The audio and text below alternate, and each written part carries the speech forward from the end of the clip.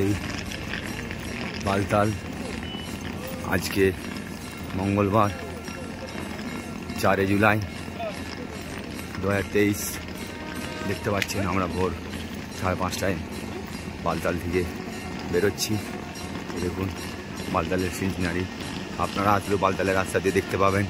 সাইডে সুন্দর ঝর্ণা বেয়ে যাচ্ছে, বড় পাহাড়। দেখতে দেখতে আপনার অমরনাথ গুফার দিকে চলে যাবেন। এটা হচ্ছে বালতালের হেলিপ্যাড, এখান থেকে বাবা অমরনাথ পবিত্র গুফা যাওয়া যায়। হর হর মহাদেব। দেখছেন Baltal bus stand, taxi stand একটাতে কত গাড়ি।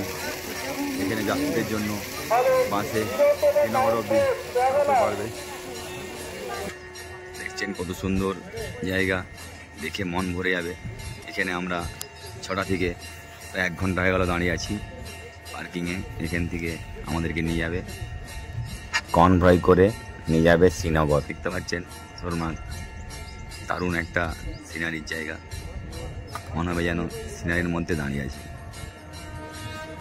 পুরো ট্রাফিক জ্যাম, আমরাও আছি। এই দেখুন আমাদের গাড়ি, এই গাড়িটায় আমরা এসেছি। দেখছেন সুন্দর আমাদের একটি গাড়ি।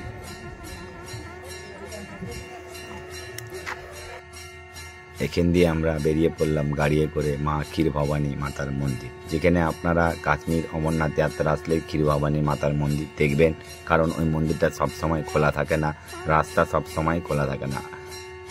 আমি এরকম সাইডের সিনারি দেখতে দেখতে যাচ্ছি, কত সুন্দর লাগছে। আপনারাও আমার সাথে এগিয়ে চলুন। জয় মাতা ক্ষীর ভবানী। ক্ষীর ভবানী মাতা ক্ষীর ভবানী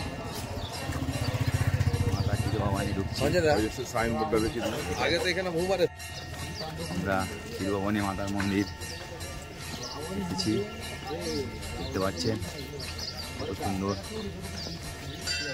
বাবার দর্শন করলাম, মায়ের দর্শন করতে এসেছি। দেখুন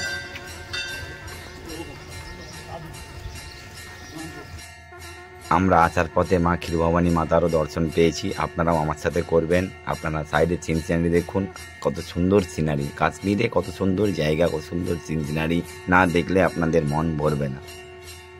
চলুন এগিয়ে যাওয়া যাক।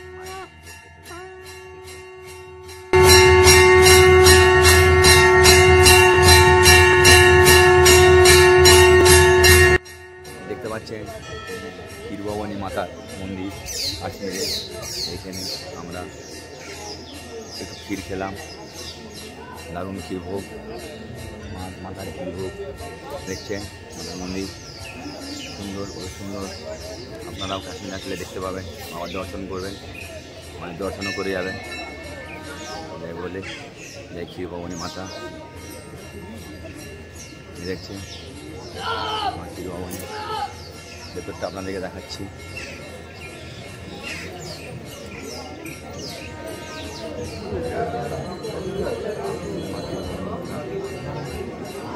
আছে বাবার দর্শন পেয়েছি, মায়ের দর্শন পাবো।